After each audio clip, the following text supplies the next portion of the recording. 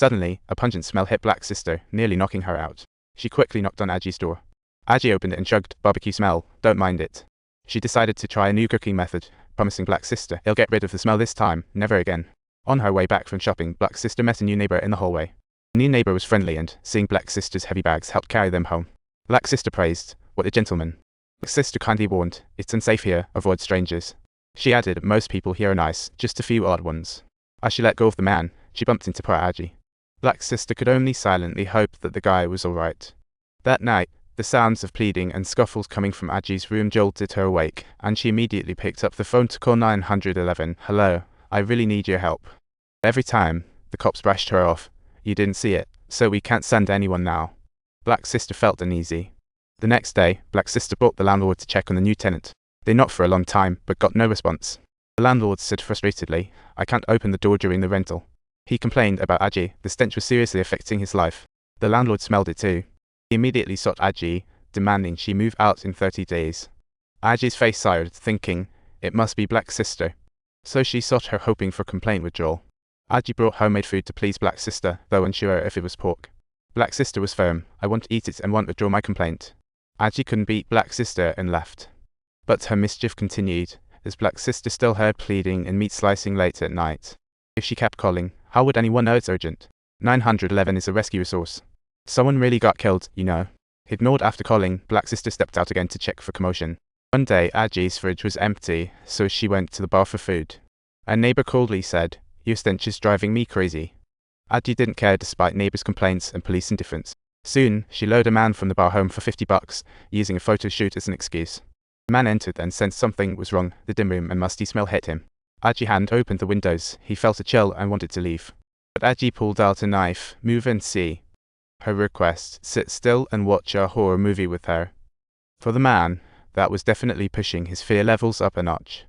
Then Aji did something that totally shattered him. She pressed her ear against his chest. She casually told him, "I'm planning to eat you." Hearing this sent his heart racing as he thought, "If I don't run now, it's too late." Terrified, he smacked Aji with a lamp and made a break for it. Aji, however, didn't bat an eye. She simply closed the door gently and lit a cigarette to calm her nerves. Before long, the man returned with the police. As they stepped inside, the musty scent hit them like a brick wall. The officers started their investigation in the room, and soon found some photos hidden in Aji's drawer. The more they flipped through, the more they felt something was off. Aji's crimes were exposed, and she bolted to escape. But luckily, the two officers responded swiftly, one inspecting, the other watching her. Aji was finally brought to justice. Justice delayed, but not absent. Black Brother sighed in relief and yelled at the cops, "Finally caught this lunatic." For those who missed it, visit the homepage for episode 1. Soon, Aji's father received a notice and rushed to the police station. Police inquired about Aji, and her father said she had surgery at 4, overdosed on anesthesia, causing brain damage. She's been different since. However, he never expected things to escalate like this. In court, he fought hard to argue Aji's case, hoping she could get treated in a hospital instead of going. He said there were similar cases. But due to pressure, Aji got life. In prison, he still gets fan letters. They idolized Aji's actions and not only sought her autograph but also showered her with cash tips. Aji never imagined she could make money just lying around in prison. Fans flocked to Aji's app to mimic her, snapping photos for social media. Black Brother's crew would smash their cameras. The police arrived swiftly, yet Aji escaped while dissecting at home. She not only affected fans but left an indelible fear on all apartment residents. Fear forced residents to huddle in hallways for warmth.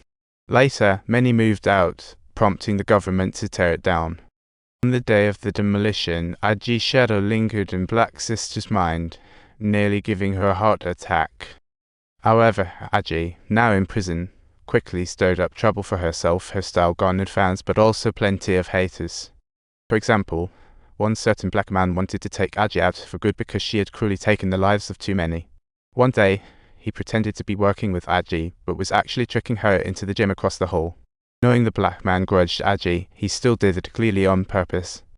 Everyone wanted her gone. As a result, that man ended up taking the other guy out first, all because the guy had killed his wife and even put a few scars on her. The black man felt the guy deserved it, but compared to Aji's, it was nothing. He thought Aji shouldn't exist. However, Aji didn't even fight back, casually saying, "Okay, let's go with that." Then, The black man punched her to the ground and subsequently picked up a stick, delivering violent blows to her head, one after another. Each strike made Aji vividly recall her past mistakes until she was eventually beaten to death by the black man. Soon, Aji's father received the news of his son's death. Seeing his son's mangled body left him devastated. After her death, authorities considered taking Aji's brain for research, but her parents firmly opposed it. This was because Aji had written a will before her death, demanding that her body remain whole. Aji was clever. Even after death, she guarded her inheritance. The brain is part of the body. Regardless of her crimes, the dead must be respected. In the end, after her parents' strong insistence, the authorities agreed to destroy Aji's brain. The story seems to stem from Aji's influence by others, but when her father was questioned by police, father said, "No, Aji was a bit off after surgery." Perhaps we can understand that.